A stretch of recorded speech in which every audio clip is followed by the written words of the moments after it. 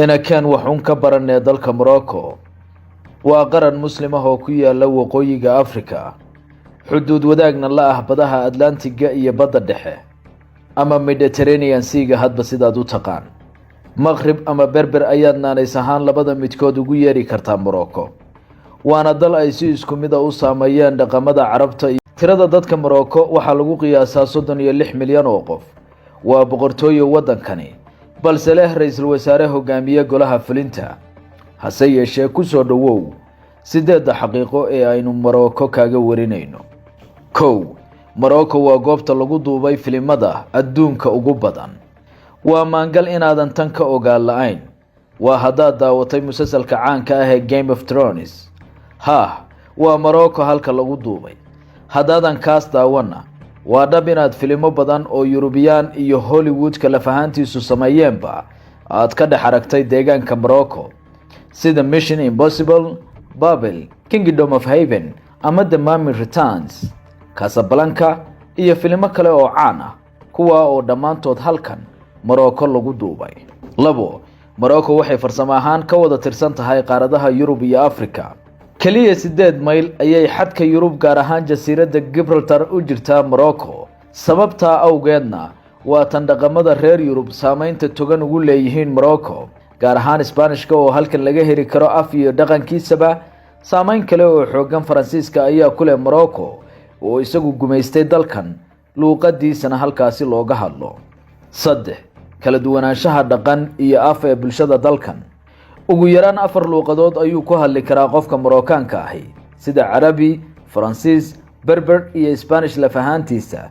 Tusaale ahaan marka aad joogto caasimadda dalka ee Rabat waxaad moodaa inaad joogto meel ka mid ah gudaha Faransiiska waayo halkan afkii iyo dhaqankii Faransiiskaba waad ku arki kartaa. Dhinaca galbeed ee dalka waxa badanka looga hadlaa afka Isbaanishka waana taas mid muujinaysa saameynta xoogan ee gumeystuhu halkan ku yeeshay. Morocco qarnigii 20aad waxa ay yeelatay qalinleyda ugu caansan adduunka. Xudun ahaanshaha Morocco ee dhaqamada kala gedisanay waxa ay sahashay in qorayaal badani rug ka dhigtaan dalkan kuwa oo halkaas ku soo saaray buugaag caan baxay iyo halabuuro kale oo meelgal noqday.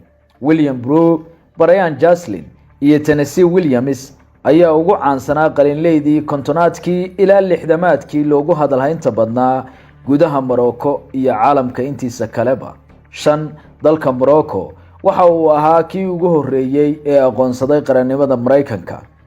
Waa arrin isweydiin leh in Mareykanka isaga haatan aqoonsiga loo daba fadhiyo la fahantiisa Morocco ee ixtiraaf siisay. markii uu bilowday kacdoonkii dawladnimada Mareykanku waxa burcabadeedu bilowday isla goortaas beegsiga maraakiib ganacsi oo Mareykanku lahaa kuwa oo marinkoodu ahaa badda Atlantiga. hase yeeshee Sultan Maxamedkii saddexaad ee markaa Morocco ka talinayay ayaa sheegay in isagu qaatay mas'uuliyadda ilaalinta maraakiibtaas.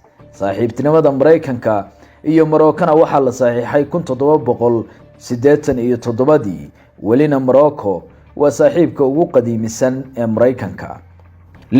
jaamacadda Carawin ee dalka Morocco waa tan adduunka ugu qadiimisan.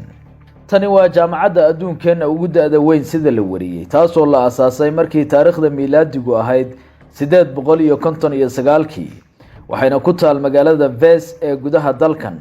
taariikhda durugsan ee la dhisay ayaana ka dhigaysa duqda jaamacadaha dunida saameyn weyn ayayna ku leedahay taariikhda aadanaha. boqorka Morocco waa qofka shanaad ee ugu hantida badan Afrika.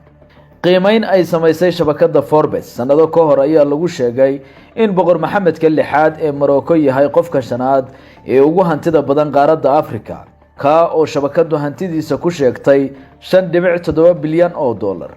sanado ka hor sidoo kale waxa uu qiimeynta Forbes ka galay kaalimaha ugu sareeya ee boqorrada adduunka ugu taajirsan. boqortooyada maamusha Morocco waa tan labaad ee ugu muddaxilaadka dheer adduunka. si kale haddaan u dhigno 1631 ayuu soo bilowday xukunka boqortooyada ka talisa guriga Alawi ee saldanada Morocco. boqor Maxamedka 6aad ee haatan ka talinaya Morocco waa kan 23aad.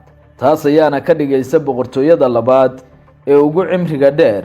tan koowaadna waa boqortooyada Japan.